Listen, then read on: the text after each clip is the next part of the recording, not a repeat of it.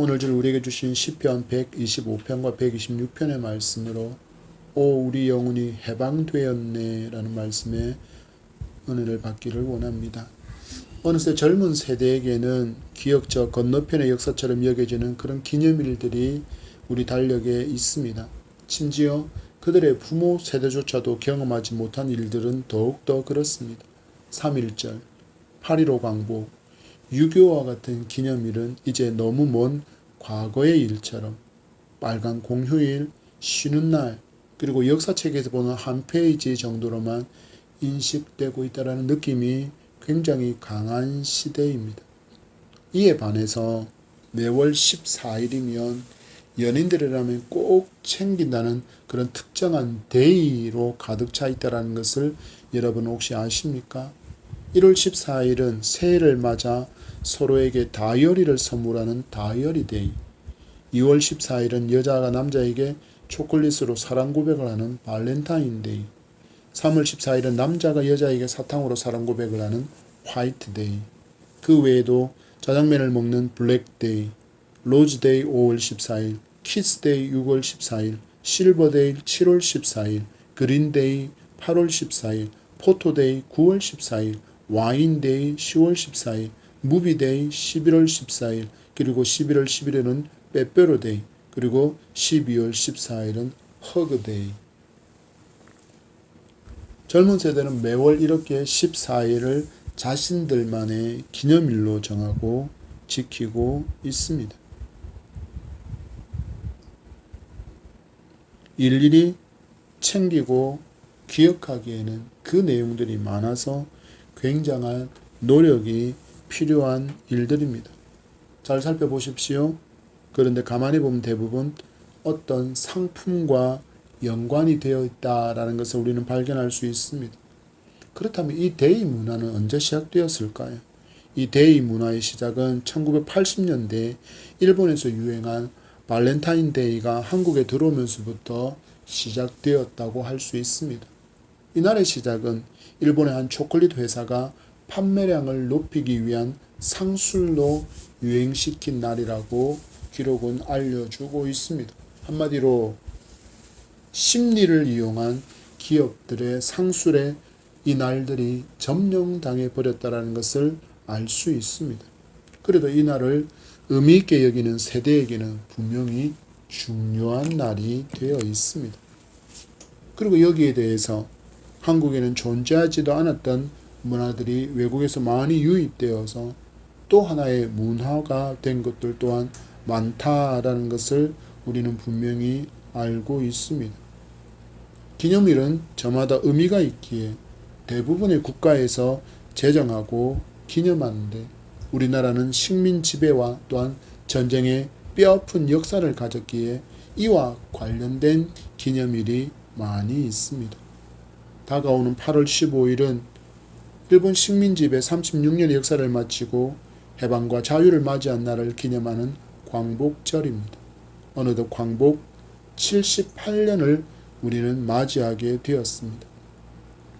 가난하기 때 이 광복을 맞이한 사람도 이제는 80대의 노인이 되어버린 시간이 흘렀습니다. 자유를 빼앗긴 처절한 슬픔과 고통의 시간을 보낸 어른들에게 광복은 그야말로 기적과 같은 기쁨이며 행복이었지 않았을까라고 생각됩니다. 그러나 이 독립이 자주 독립이 아니라 외국의 힘에 의한 독립이었기에 여전히 남아있지만 우리는 이 모든 역사의 주관자가 하나님이심을 믿는 성도이기에 우리는 이 나라에 부으신 그 하나님의 은혜와 사랑을 되새겨보는 기념일로 지킬 수 있게 되기를 소망합니다. 우리는 광복절을 앞두고 이 주일에 오 우리 영혼이 해방되었네 라는 제목으로 시편 말씀을 나누도록 하겠습니다. 우리에게 주신 영적인 해방과 자유와 그리고 성도의 의무가 무엇인지를 잘 알고 자유의 기쁨과 책임과 의무를 다하며 더 큰 기쁨으로 나아갈 수 있는 우리의 신앙생활이 되기를 축복합니다. 오늘 본문은 배경이 되는 시편 125편과 126편은 멸망한 이스라엘 백성들의 노래입니다. 그리고 그 멸망한 이스라엘이 고국으로 돌아오게 되는 고레스의 칙령을 배경으로 하고 있습니다. 하나님은 예레미야 선지자를 통해서 회개하지 않는 이스라엘의 멸망을 예언하게 하셨고, 또한 멸망 후에 70년의 시간이 지나면 회복을 반드시 허락하실 것이라고 또한 예언했습니다. 그리고 강대국으로 군림하고 있었던 그 바벨론이 바사의 고레스에 의해서 무너지는 것을 이스라엘 백성들은 보았고, 꿈에 그리던 고국으로 돌아갈 수 있는 합법적인 칙령이 반포되는 것 또한 그들은 들을 수 있었습니다. 그때 얼마나 기뻤겠습니까? 우리나라가 식민 지배를 받았던 거의 2배에 이르는 70년의 시간 동안이나 포로로 생활했던 그들에게 자유가 선포되어 너희들의 고향으로 돌아갈 수 있다, 자유롭게 너희들의 고향으로 돌아갈 수 있다라는 그 칙령이 그들 귀에 들리는 순간 얼마나 기뻤겠습니까? 보통 내게 있는 자유를 빼앗긴 다음에야 내게 주어진 자유가 얼마나 소중한 것인가를 알게 됩니다. 그러나 이것은 너무나도 어리석은 일입니다. 무엇이 지혜입니까? 자유를 잃어버리기 전에 자유의 소중함을 알고 지키기 위해서 최선을 다하는 것이 참으로 지혜로운 삶이라 할 것입니다. 지난주에는 우리나라 기상 관측 역사상 처음으로 내륙을 관통하는 태풍으로 많은 피해가 있었습니다. 그리고 핸드폰과 방송에서는 끊임없이 안전에 유의할 것과 사전 대비를 잘 하라는 문자와 방송을 송출했습니다. 이 문자와 이 방송을 너무나도 감사해야 하는 사람을 우연히 보게 되었습니다. 바로 10여 년 전에 탈북해서 가정을 이루고 살아가는 여자 집사님이었습니다. 여자 집사님의 고백입니다. 저는 안전 문자를 받을 때마다 눈물이 나고 감사하던 말이 끊이지 않습니다. 태풍으로 인해서 큰 피해가 염려되어 오니 낮은 지대에 사는 분들은 높은 지대로 친척이나 가정이나 대피소로 피하시기를 바랍니다. 침수구역에 주차된 차량은 다른 안전지역으로 이동해 주시기 바랍니다. 대한민국 사람에게는 너무나도 당연한 문자, 때로는 너무 많이 와서 귀찮다고 여기는 이 문자가 이 여자 집사에게는 감동이었고 눈물이 나는 사연이 되었다라는 것입니다. 왜 그랬을까요? 그녀가 북한에서는 이 재난과 재해가 발생하면 생명을 먼저 보호하라는 문자나 명령을 본 적이 없었기 때문입니다. 심지어 태풍이 강력한 위력을 떨칠 때에도 강으로 나가서 제방을 쌓아야 했고, 비바람 속에서 잔해물을 맨손과 농기구 같은 것으로 치워야 했기 때문입니다. 생명이 우선이 아니라 과업이 우선인 공산체제에서 살다가 자유대안의 품에 안겨보니 과업이 우선이 아니라 생명과 인권을 존중하고 우선시하는 것이 너무 감사해서 이 문자를 받을 때면 눈물이 그치지 않는다는 집사님의 간증이었습니다. 자유를 빼앗긴 채 수십 년을 살았던 사람에게 대한민국의 자유는 이처럼 소중하고 눈물을 자아나게 만드는 감동이며 감격이 되었다는 것입니다. 이처럼 자유를 누리지 못하는 사람에게 주어진 자유는 감사의 제목이 되고 감격의 이유가 됩니다. 이와 같이 우리에게는 8.15라는 광복의 날이 있음과 같이 성도인 우리에게는 또 다른 이름의 자유가 있습니다. 바로 죄에서의 자유입니다. 8.15 광복이 우리의 힘이 아닌 다른 나라의 힘으로 얻게 된 것처럼 우리가 죄에서도 자유를 얻게 되는 것은 우리의 노력과 우리의 의지가 아닌 전적인 하나님의 도움으로 얻게 되었다라는 것을 성도는 분명히 기억해야 합니다. 시편 125편 1절과 2절의 말씀입니다. 시작. 여호와를 의지하는 자는 시온산이 흔들리지 아니하고 영원히 있음 같도다. 산들이 예루살렘을 두름과 같이 여호와께서 그의 백성을 지금부터 영원까지 두르시리로다. 아멘. 비록 포로 생활 중에도 이스라엘은 하나님을 잊지 않았습니다. 그러나 너무 늦게 그들은 하나님을 찾은 것이었습니다. 그들이 포로로 끌려가기 전에, 멸망하기 전에 하나님을 찾았다면 그들은 포로로 끌려가지도 않았을 것이며 하나님의 은총과 보호 아래 살았을 것인데 그들은 하나님을 버렸고 마주한 결과는 멸망과 포로 생활이었습니다. 그리고 그들은 그 고통과 역경을 만난 후에야 누구를 찾습니까? 그들의 하나님 여호와를 기억하고 찾습니다. 시편 기자는 노래합니다. 여호와를 의지했다면 시온산이 흔들리지 않았을 것이고 예루살렘을 두른 산들처럼 하나님께서 그들의 도움과 보호의 산이 되셨을 것이라고 안타까운 마음으로 시편의 기자가 노래하고 있습니다. 그렇게 그들의 시간은 흘러갔고 하나님께서 약속하신 70년의 시간이 찬 후 말씀하신 그대로 그들에게 자유를 회복하게 하십니다. 그리고 그들이 마주한 이 자유에 대해서 시편의 기자는 그날의 감격을 이렇게 노래합니다. 꿈꾸는 것 같았도다. 우리가 흔히 쓰는 말처럼 이게 꿈인가 생시인가 여길 정도로 그들은 꿈꾸는 것 같은 기쁨 속에 있었다는 것입니다. 126편 1절의 말씀입니다. 시작. 여호와께서 시온의 포로를 돌려보내실 때 우리는 꿈꾸는 것 같았도다. 아멘. 여러분, 우리가 죄에서 자유를 얻게 된 것은 이처럼 우리의 어떤 노력도 의지도 곁들여지지 않았습니다. 어떤 노력과 어떤 수고의 결과가 아니라는 것입니다. 단지 이처럼 우리를 사랑하신 하나님의 사랑 때문에 은혜의 선물로 주어진 것이 바로 우리의 구원, 죄에서의 자유함, 해방이라는 것입니다. 시편 기자의 노래처럼 꿈꾸는 것 같은 일이 우리에게 일어난 것입니다. 상상할 수도 없었던 일이 일어난 것입니다. 그래서 믿음의 광복을 우리는 맞이하게 되었습니다. 죄의 노예로, 종으로 어둠의 권세 아래 눌려서 여전히 죄의 진노와 저주 아래 신음하며 살던 우리에게 광명의 빛이 하늘로부터 임하게 된 것입니다. 바로 예수 그리스도께서 비춰주신 빛입니다. 그리고 우리는 그로 인해서 자유를 얻을 수 있게 되었습니다. 여러분 잘 보십시오. 성도에게 주신 죄에서의 자유는 독생자의 죽음이 그 값으로 지불되었습니다. 이 진리를 믿는 성도는 감사하지 않을 수 없습니다. 우리에게 주어진 광복, 육신의 자유와 영적인 자유를 모두 얻게 된 것이 무엇입니까? 그리고 모두 얻게 된 그 성도에게 필요한 것이 무엇입니까? 시편 기자는 이야기합니다.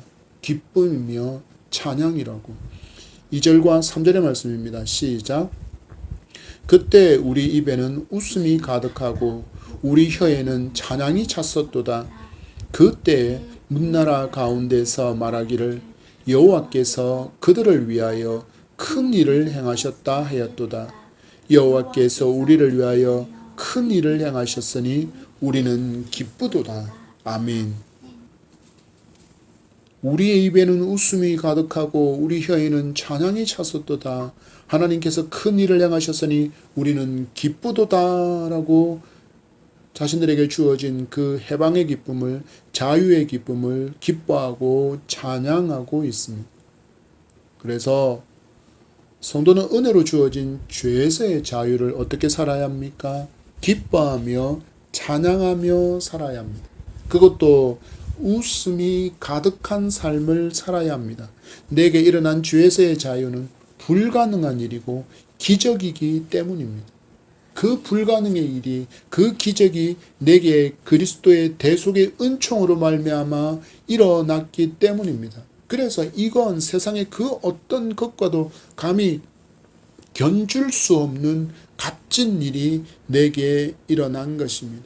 예를 들어 지구를 소유한 누군가가 이 지구를 하나님께 드려서 그 값을 치른다고 해도 결코 죄의 문제는 해결할 수 없는 불가능의 문제인데, 그것을 예수 그리스도의 십자가의 고귀한 희생으로 말미암아 우리에게 주셨다라는 것입니다. 우리 이 말씀들 앞에 우리 생각해 봅시다. 8.15의 광복을 맞이했던 우리 백성들이 그토록 기쁘게 춤추며 거리로 나와서 대한독립 만세를 외쳤던 그 감격과 그 기쁨과 그 웃음이 우리에게 있느냐라는 것입니다. 우리는 진정 구원이 기쁨이냐라는 것입니다. 그렇다면 교회로 나오는 그 발걸음과 그 마음에, 그 입술에 웃음이 가득한 여러분 되기를 축복합니다. 이 기쁨은, 이 구원의 기쁨은 마치 은행 이자가 복리로 받는 것처럼 그 신앙생활이 진행되면 진행될수록 그 기쁨 또한 더욱더 커져야 합니다. 그런데 안타까운 것은 신앙생활을 하면 할수록 십자가가 감사와 감격이 되지 않고 시들시들해지는 것입니다. 구원받았다라는 놀라운 은혜가 더 이상 감격과 기쁨이 되지 않습니다. 이에 반해 오히려 로또 복권이 당첨하거나 아파트 청약이 당첨되거나 자녀가 대기업에 취직을 하면 그것이 더 큰 기쁨의 이유가 됩니다. 구원의 감격을 잃어버리면 신앙은 냉랭하게 얼어붙어 버립니다. 감격도 감동도 기쁨도 없이 맹숭맹숭한 상태로 예배의 자리에만 앉아 있는 것으로 만족하는 형식적인 외식적인 종교인이 되어가고 맙니다. 바라고 원하기는 여러분 날마다 그 입에 웃음이 가득하고 내게 일어난 구원의 은총에 감사하며 찬양이 가득 찬 성도가 되기를 축복합니다. 이처럼 우리에게 일어난 이 놀라운 구원의 기쁨, 해방의 기쁨을 얻은 성도는 어떤 인생을 살아야 합니까? 뒤돌아보지 않는 인생을 살아야 합니다. 예수님 말씀하십니다. 누가복음 9장 62절 말씀에 예수께서 이르시되 손에 쟁기를 잡고 뒤를 돌아보는 자는 하나님의 나라에 합당하지 아니하리라 하시니라. 아멘. 우리는 뒤돌아보다가 망하는 인생을 알고 있습니다. 뒤돌아보다가 망한 인생을 알고 있습니다. 바로 욥의 아내입니다. 롯의 아내입니다. 그 아내가 무엇을 합니까? 그가 두고 온 그 땅을 바라봅니다. 너무 급하게 나오느라 챙겨오지 못한 그것들이 너무너무 생각이 나서 그가 하나님의 명령, 하나님의 천사의 명령을 어떻게 합니까? 무시하고 뒤돌아보는 순간 그녀는 소금 기둥이 되고 말았습니다. 우리의 인생 또한 마찬가지입니다. 예수님은 분명히 말씀하십니다. 손에 쟁기를 잡고 뒤를 돌아보는 자는 하나님 나라에 합당하지 않다. 이 말씀의 내용을 살펴보면 이렇습니다. 어느 날 길을 가시던 주님께 어떤 사람이 찾아와서 말합니다. 어디로 가시든지 나는 따르리이다. 여러분 얼마나 아름다운 신앙 고백입니까? 주님이 어디로 가시든지 어디를 가시든지 내가 따르겠나이다. 너무나도 아름다운 신앙 고백이지 않습니까? 그런데 주님은 그의 말에 이렇게 답하십니다. 9장 58절 말씀에 예수께서 이르시되 여우도 굴이 있고 공중의 새도 집이 있으되 인자는 머리 둘 곳이 없도다 하시고, 주님은 내가 주님을 따르겠습니다. 어디로 가든지 주님을 따르겠습니다. 라고 말하는 그 사람에게 말씀하시기를 내가 제자가 되어 나를 따르는 길은 고난과 역경의 길이다. 내가 왕이 되어서 너에게 부귀와 영광을 안겨줄 것이 아니다. 라고 말씀하십니다. 그리고 또 다른 사람에게는 직접 나를 따르라 하고 청하십니다. 그랬더니 그 청함을 받은 사람이 이렇게 반응합니다. 나로 먼저 가서 내 아버지를 장사하게 하소서. 이 대답을 들으신 주님은 또 이렇게 반응하십니다. 60절의 말씀에 이르시되 죽은 자들로 자기의 죽은 자들을 장사하게 하고 너는 가서 하나님의 나라를 전파하라 하시고, 많은 믿지 않는 사람들이 이 말씀을 가지고 기독교가 부모 공경과 효도 모르는 막대 먹은 사람들이라고 주장하기도 하는데, 이 말씀을 하신 주님의 참뜻은 주님을 이제 따르겠다라고 결단한 제자는 모든 일에 앞서 하나님의 일을 가장 우선시하는 삶을 살아야 한다는 것을, 우선순위를 지금 강조하시는 말씀이라는 것을 그들은 놓치고 있는 것입니다. 이제 죄에서 해방을 맞은 성도는 늘 최우선 순위가 바로 하나님의 나라와 하나님의 의를 구하는 삶이어야 한다는 것입니다. 그리고 그 후에 또 한 사람이 말합니다. 내가 주를 따르겠나이다. 그러나 나로 먼저 내 가족을 작별하게 하소서. 이 대답에 주신 말씀이 손에 쟁기를 잡고 뒤를 돌아보는 자는 하나님의 나라에 합당하지 않다라는 말씀입니다. 무슨 말씀입니까? 제자는 이제 그 관심을 세상에 두는 존재가 아니라는 것입니다. 한마디로 세상에 미련을 두지 말라라는 것입니다. 여러분, 최고로 값진 보물을 가진 사람은 그 아래 등급의 보물에 대해서 관심을 갖지 않습니다. 그것을 갖고 있는 사람을 향하여 부러운 마음을 갖지 않습니다. 만약에 여러분의 손가락에 6캐럿 크기의 다이아몬드 반지가 있다면 금반지를 낀 사람을 부러워하겠습니까? 사파이어를 가진 사람을 부러워하겠습니까? 청옥을, 진주 목걸이를 진주 반지를 한 사람을 부러워하겠습니다. 안 합니다. 인터넷에서 이 정도 크기의 다이아몬드 반지는 얼마 정도 할까 호기심이 생겨 살펴보니 어제 토요일 기준으로 무려 6억 9,990만 원이었습니다.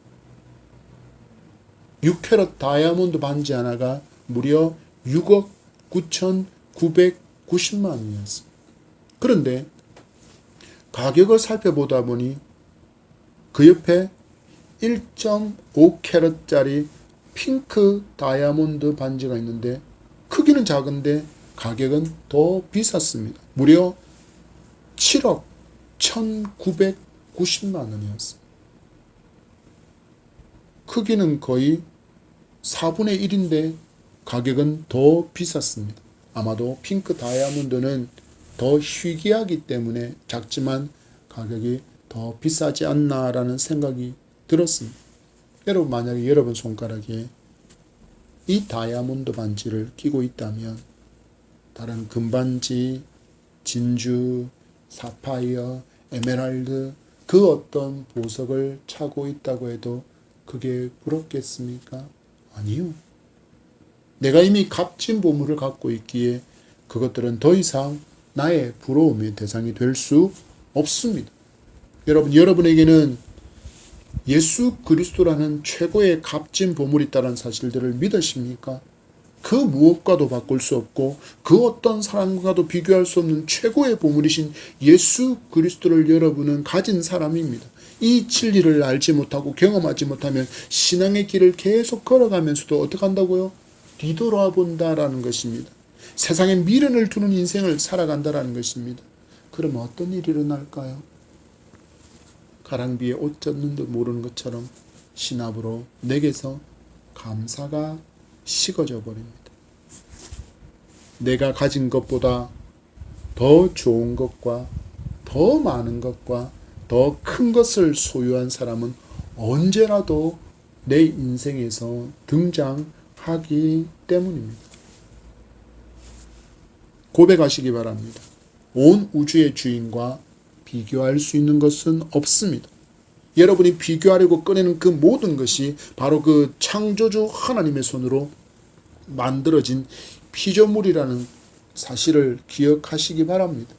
그리고 놀랍게도 이 창조의 하나님께서 우리의 예배 한가운데에 함께 하십니다. 그러니 이 예배의 자리가 얼마나 값지고 귀한 자리입니까?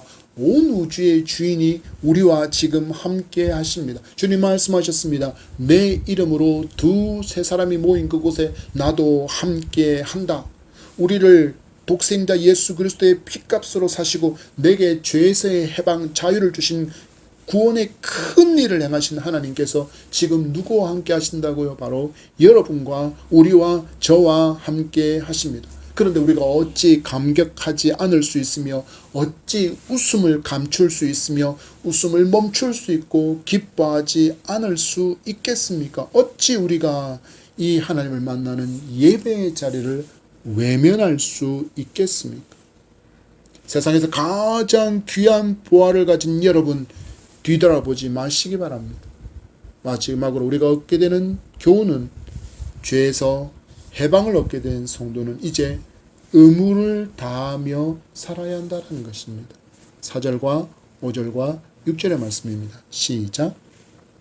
여호와여, 우리의 포로를 남방 시내들같이 돌려보내소서.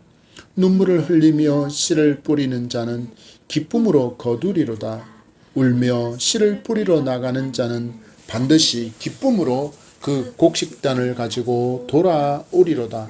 아멘. 여러분, 농부에게 있어서 가장 큰 기쁨이라면 자신이 힘들여 파종한 그 작물에 풍부한 비가 내리고 뜨거운 태양도 알맞게 비춰서 그 작물이 무럭무럭 자라고 가을날에 결실을 많이 맺는 것이지 않겠습니까?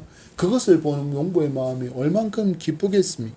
여러분, 고레스 칙령을 통해서 노예에서 포로에서 해방을 맞이한 백성들 가운데 칙령을 듣는 순간에 이미 고향으로 돌아갈 모든 행동을 취해서 고향으로 발걸음을 옮긴 사람이 있었고, 이들과 반대로 포로 귀환을 포기한 사람도 있었고, 여전히 어떡하지 하고 고민하고 갈등하는 사람도 있었으며, 지금 고향으로 돌아가기 위해서 부지런히 짐을 꾸리는 사람도 있었습니다.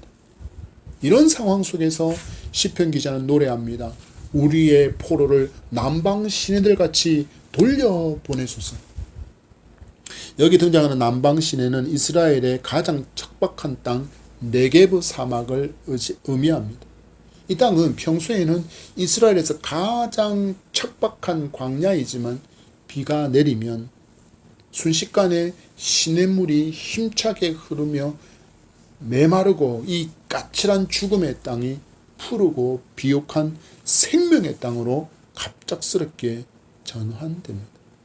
시편 기자가 네게브의 시내가 다시 흐른다라는 이 운명 역전과 같은 놀라움을 겪은 것 같이 표현하고 있는 표현이 바로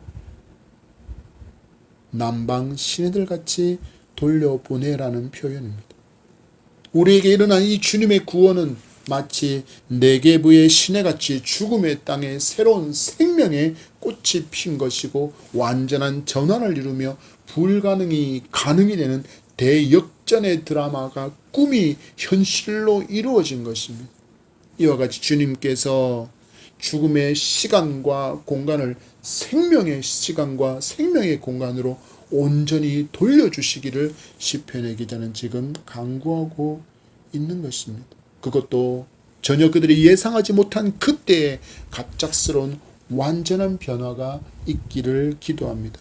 왜냐하면 주님께서는 이런 일을 능히 행하실 수 있는 전능의 하나님이시고 또한 하나님께서 이 일을 너무나도 즐거워하는 분이심을 시편의 기자는 신뢰했기 때문입니다.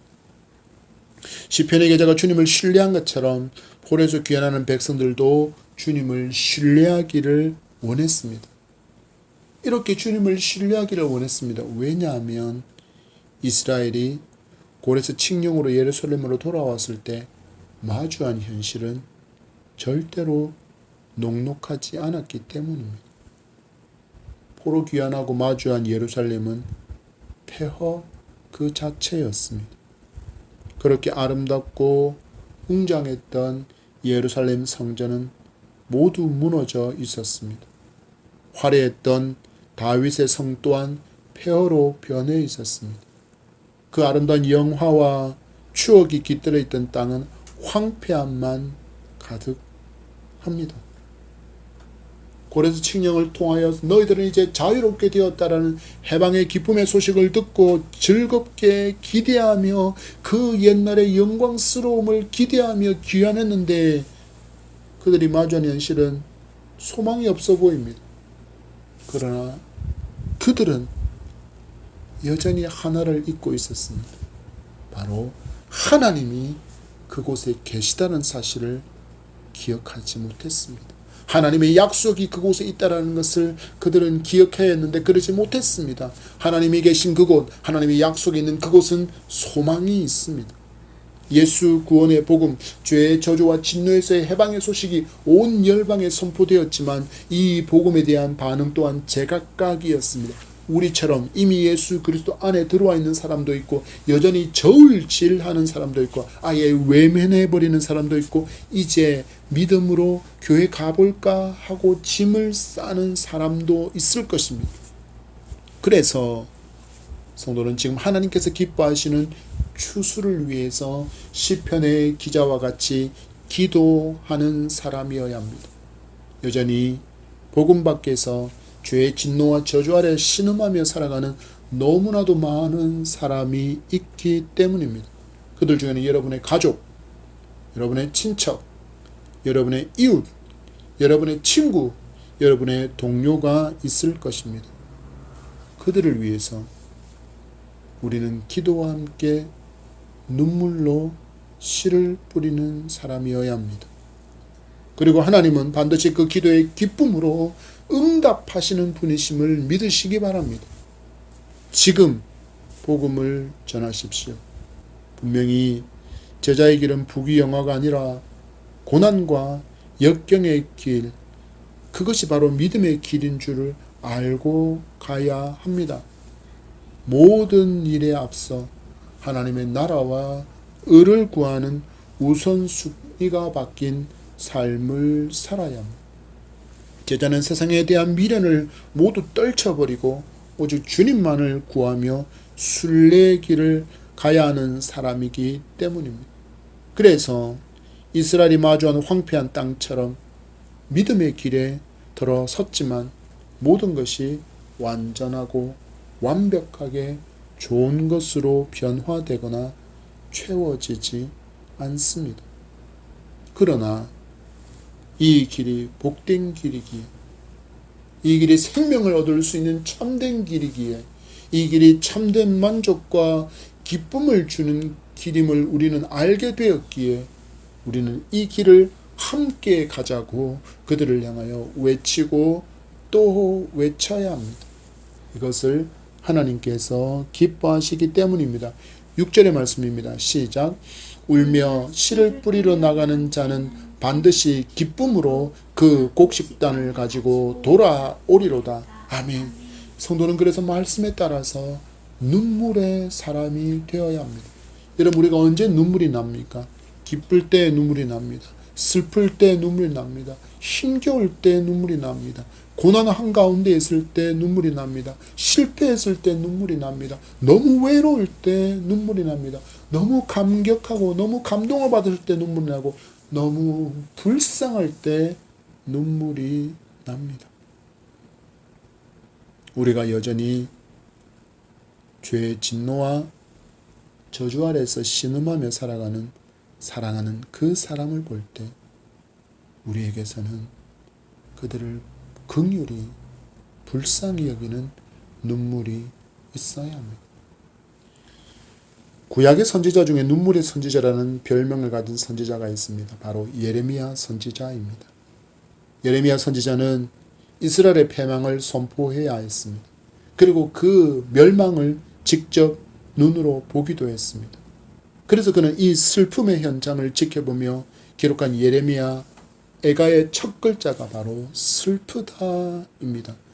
예레미야 애가 1장 1절과 2절의 말씀입니다. 시작. 슬프다 이 성이여, 전에는 사람들이 많더니 이제는 어찌 그리 적막하게 앉았는고, 전에는 열국 중에 크던 자가 이제는 과부같이 되었고, 전에는 열방 중에 공주였던 자가 이제는 강제 노동을 하는 자가 되었도다.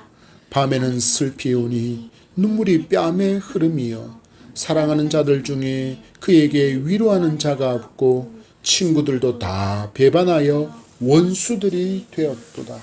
아멘.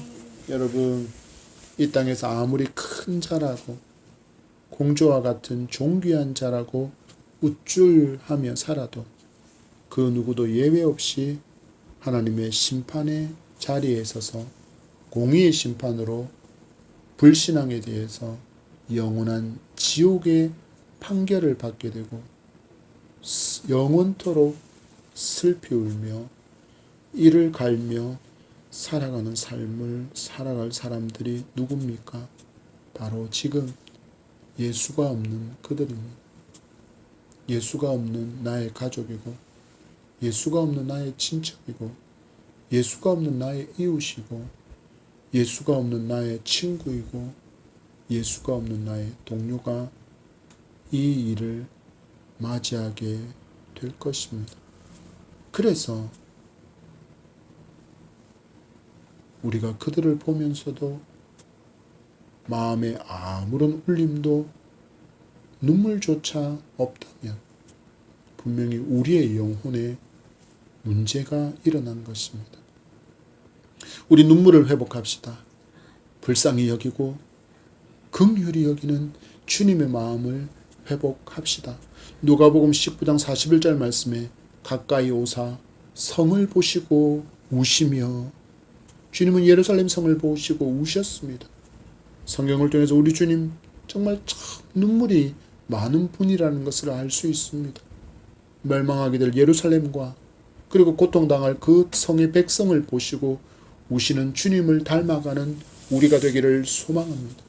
여러분, 잠깐의 우리나라를 보십시오. 이 부산을 보십시오. 우상의 도성, 음란의 도성, 불법과 무질서의 도성이 되어 혼란 한가운데 있지 않습니까? 왕이 거주하는 예루살렘과 시온의 멸망은 곧 지도자의 불신앙과 부패와 음란과 불법과 무질서의 결과였다라는 것을 성경이 우리에게 보여주십니다. 점점 죄로 물들어가는 세상, 혼돈과 불법, 무질서로 물들어가는 세상과 사람들에게 그것을 깨닫고 바르게 볼 수 있는, 바른 길을 볼 수 있게 할 수 있는 유일한 빛은 오직 예수 그리스도밖에 없습니다. 그래서 우리가 눈물로 씨를 뿌리고 빛이신 예수 그리스도를 그들에게 전해야 하는 것입니다. 그렇지 않으면 망하기 때문입니다. 그것도 결코 돌릴 수 없는 제대로 망하는 인생이 되고 맙니다. 우리 기억합시다. 하나님께서 주신 자유에는 책임이 있습니다. 그냥 주어진 자유가 아니기 때문입니다. 여러분, 우리가 지금 누리고 있는 자유가 그냥 얻어진 자유입니까? 아니요. 선조들의 피 위에 세워진 자유입니다. 우리 광복의 의미를 되새기며 감사를 회복하기를 소망합니다. 성도에게 주신 믿음의 자유는 순교자들의 피 위에 세워진 믿음의 자유임을 기억하시기 바랍니다. 내게 일어난 죄에서의 자유, 구원에 대한 감사와 기쁨을 회복하는 우리가 되기를 소망합니다. 그리고 이제 자유에 감사하며 기뻐하며 주신 책임과 의무를 다하여서 복음을 널리 전파되도록 힘쓰는 우리가 되기를 축복합니다. 한라에서 백두까지 주의 복음의 빛이 비추도록 오늘 눈물로 씨를 뿌리는 우리가 되기를 축복합니다. 말씀을 맺습니다. 하나님의 긍휼은 이 땅을 자유의 땅이 되게 해주셨습니다. 그러나 그 자유를 위해서 너무나도 많은 희생이 있었다는 것을 우리는 기억해야 하고 우리가 누리는 자유에 감사할 수 있기를 바랍니다. 성도에게 있어서 해방은 내 힘이 아니라 전적인 하나님의 은혜로 주어진 죄에서의 해방, 구원이며 자유입니다. 우리 기뻐하며 웃음 가득한 믿음의 길을 감격으로 달려갈 수 있기를 소망합니다. 주신 사명이 있음을 기억하며 눈물로 씨를 뿌려 이 땅이 그리스도께 무릎 꿇는 나라, 오직 그리스도를 높이고 하나님의 말씀이 통치 이념이 되는 축복의 나라가 되도록, 그래서 이 땅에 가득 찬 불법이 무너지고 무질서가 회복되고 음란과 우상 숭배가 사라지는 주의 나라가 되는데 힘과 열심을 내며 사명자의 삶을 살아가는 우리 모두가 되기를 진심으로 축복합니다.